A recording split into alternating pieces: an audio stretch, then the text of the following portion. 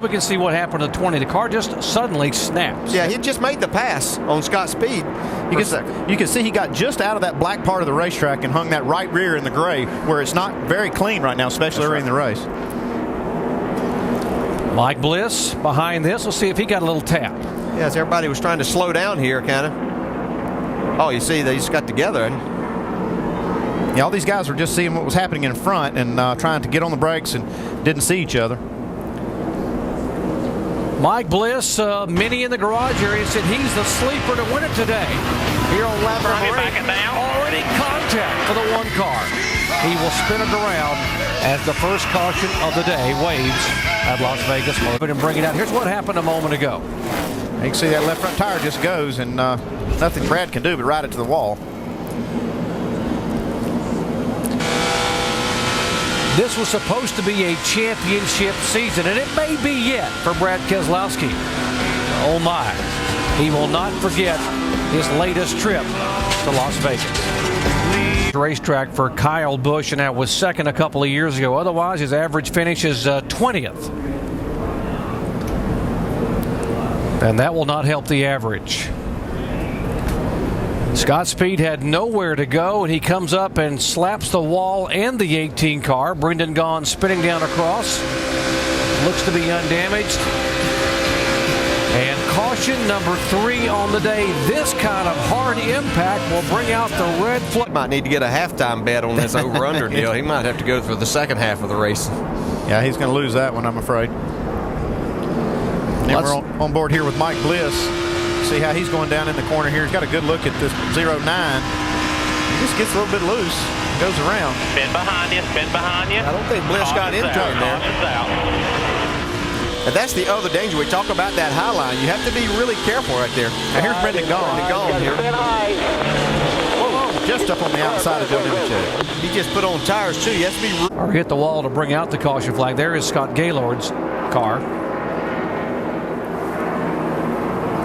Yeah, just looking at Steve Wallace's car, it looks like possibly there's a lot of oil. Yeah, you see a lot of fluid coming out of this 52 car.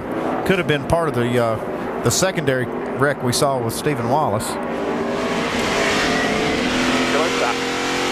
Actually, has a little contact with Dale Earnhardt Jr. Yeah, that's looking out the back of that. 3 races. Mike Bliss was running hard trying to stay that first car one lap down to get that lucky dog, but this is what you don't want. You don't want to be the guy that brings it out. Yeah, you could hear as he went down into turn 1. Keep it up there. That tire let go. You can see what happens here. Whoa. Oh, my. DJ Kinnigan in the 81 just got turned or got sideways. Got into Michael Annett. Just at the worst possible place on this track, too. The fastest part of the track, getting into turn 1. That's a hard lick, driver's side. Jason Keller's on board. Look ahead of him. You'll see this all unfold. Oh. Easy. Lower. I can't figure out what happened to the 81 car right there. Yeah, the only thing that I think back is to what Brad Keselowski said earlier about when you let out of the gas with these cars, at rear end unlocks. You know, that's why these guys a lot of times won't come all the way out of the throttle because of what it allows the rear end to do there, and it'll turn these enough speed to where he wasn't going to lose much time. We can see right here. You can tell Carl was really falling back, but as he went down into turn 1, he did a good job not to wreck the car right there. You see, he's still fighting it right here. And then you also have all this traffic. You see these cars coming full bore behind him. He doesn't want to pull over in front of somebody because you can see they're going 150 miles an hour faster than he is. And his spotter tells him there's an opening coming, and he has to really gas it right here. And I think that probably contributed. It was just carrying too much speed right there as he tried to get down and then turned it back. Again, the reason he can still drive the car, there is an inner liner. If you're not familiar with how these Goodyear tires work, there's an inner liner, a tire inside a tire that's still inflated that allows him, but that's the tire he was racing on, or what's left of the tire rolling in behind him. Again, Andy, I think as much as anything, they don't have tires on them. You see Burton just get loose right there. He tries to keep it off of Justin Allgaier, but slides right up in front of Kevin Harvick. Yeah, the thing is, they didn't have new tires, but they did have a full load of fuel. And they're around so much traffic, and this air's got stirred up so much that it's really a tricky part of the race when they have these restarts. Yeah, and you've driven cars before. You know that when you put that full load of fuel, most times you do it just out practicing, just how much it changes your race car. We see right here from Harvick's onboard. See Jeff Burton's car just gets loose. Damn.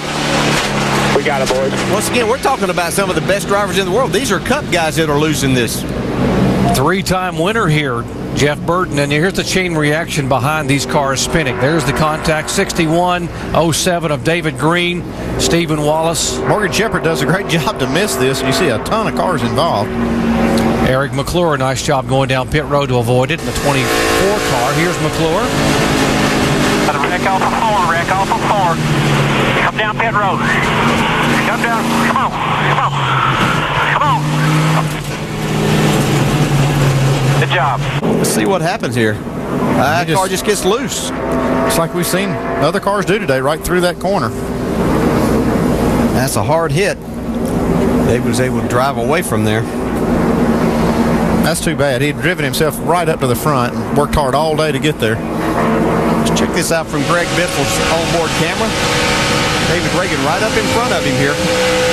Watch the car twitch right there. And then there's just no saving it. Back her down, stay low.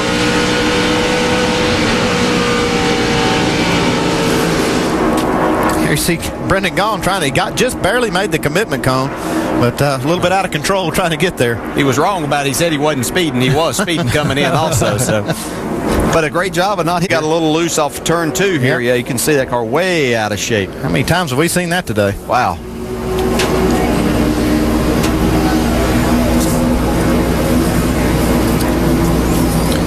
Comes across and, boy, bounces off that safer barrier. See what Brendan Gaughan was able to watch ahead of him. He's watching thinking, uh-oh, not again here. Yeah, it's like, which way do I go? There you go. Good job. All right, caution's out. Bouncing it off the fence. Yeah, right there's where it started. You see that damage, and it started rubbing the tire. That was just after he had passed Brendan Gaughan. And here's, as he goes down into turn 1, that tire lets go right in front of Mike Bliss. Well, these guys are all racing as hard as they can because there's 5 laps to go, and Mike Bliss just didn't have any idea this 20 car was going to go in the fence like that. Watch this hit again. You can see the smoke. Right here's where it's going to let go. Man, big wreck. At that point in time, Bliss probably hadn't even backed out of the throttle yet. He was looking to the outside. I think he was going to try to pass the 20 on the outside and get in the corner.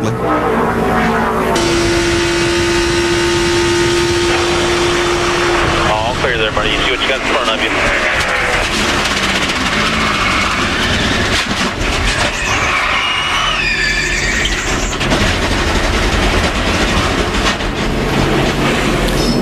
Watch the violence of this impact.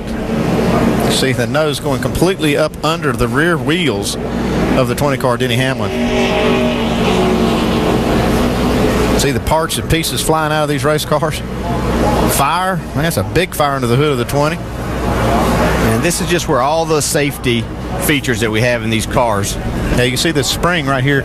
It's just going down the racetrack. It lines up in the nose. front.